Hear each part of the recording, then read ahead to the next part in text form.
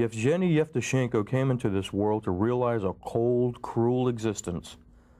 Born July 13, 1933 in a little town called Zima Junction, or Winter Junction, Yevtushenko lived about 300 miles from Lake Baikal on the Trans-Siberian Railroad.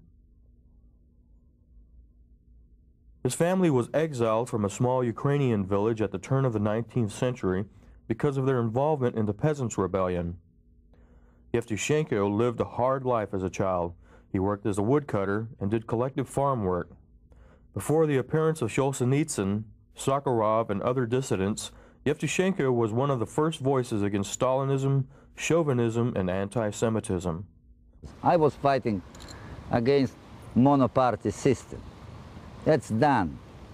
Now we have over 50 different parties, but it's a terrible mess.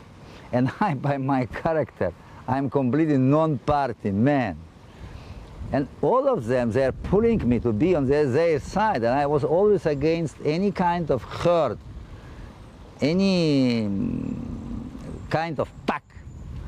So, and that's why, for me, to make best service for Russia is now my writing, because I'm writing now a novel entitled Don't Die Before Your Death.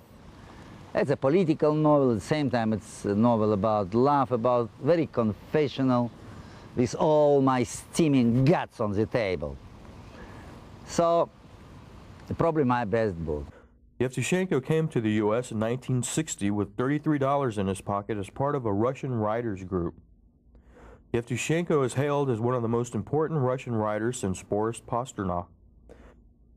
His work includes 42 books of poetry, 3 novels, 3 books of political and literary essays, 2 books of photography, and 5 films. Yevtushenko is currently teaching at the University of Tulsa.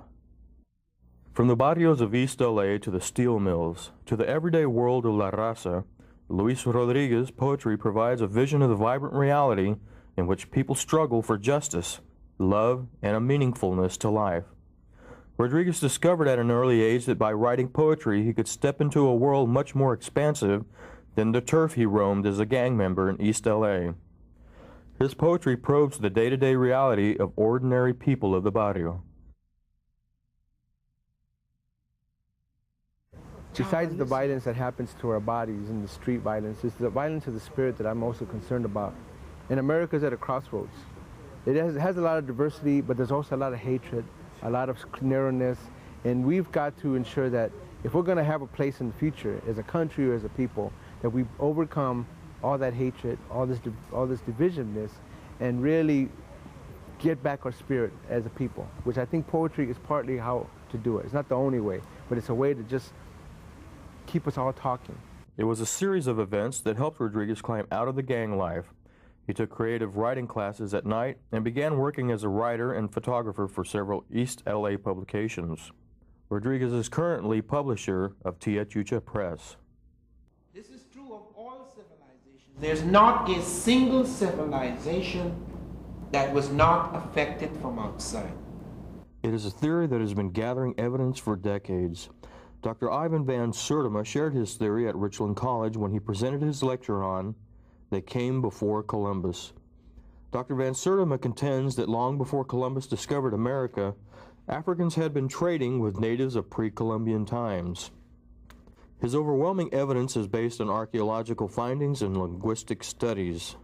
But if you find a cluster of coincidences relating to the same thing, it has both the functional interrelatedness. Dr. Van Sertima has written and lectured on the subject of African presence in pre-Columbia America for the New York Times and Smithsonian Institute. He is professor of African Studies at Rutgers University and visiting professor at Princeton University. Hector DeLuna, Richland Television. Seamus Heaney has earned the reputation of being the most important Irish poet since William Butler Yeats. He shares with Yeats a fundamental kinship, an attempt to define and interpret the present by bringing it into significant relationship with the past. While recognizing the urgency of that purpose, the impulse to write about his personal world experience has sparked so much of his poetry. Several of Haney's earlier poems reflect his preoccupation with technique and with the creative process of writing poetry, in which he sees analogies to digging and water divining. My grandfather cut more turf in a day than any other man on Toner's bog. Once I carried him milk in a bottle, corked sloppily with paper. He straightened up to drink it, then fell to right away, nicking and slicing neatly, heaving sods over his shoulder, going down and down for the good turf, digging.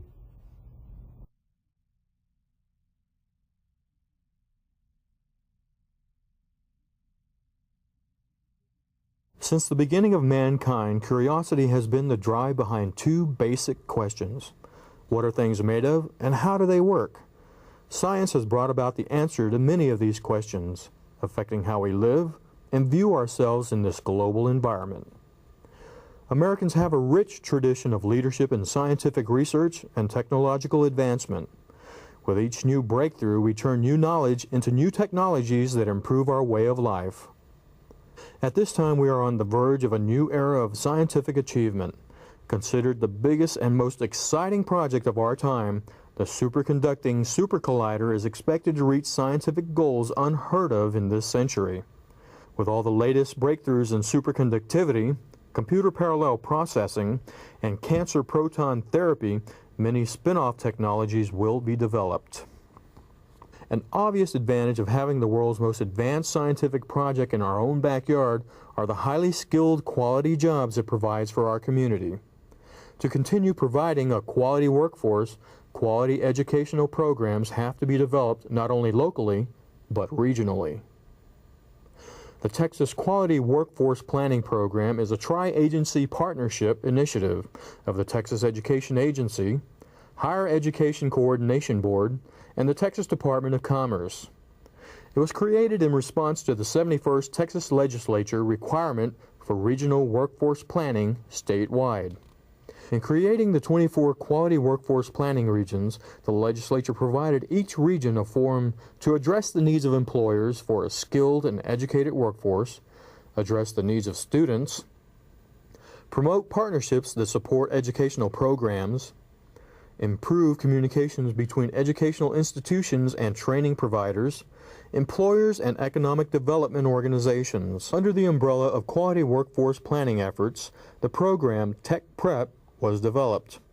One of the goals of Tech Prep is to link high schools and higher education curricula to produce technicians skilled for the 90s. The reform movement really is about causing kids to be more excited about learning and to learn things that are more applicable in their lives. Right now, there's too many times that a student sits in the classroom and doesn't really see the purpose of what they're learning, doesn't make the connection between a mathematical formula or a physics concept and what occurs in their daily lives.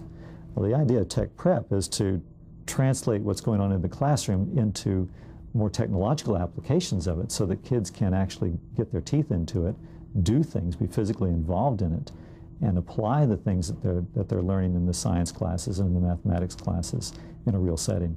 One of the many emerging technologies of the future is the telecommunications industry. Dallas County Community College District is taking a leading role in the training of technical support for this industry. At Eastfield College, the latest in cellular communications, fiber optic systems, telephone systems, and support systems are being taught.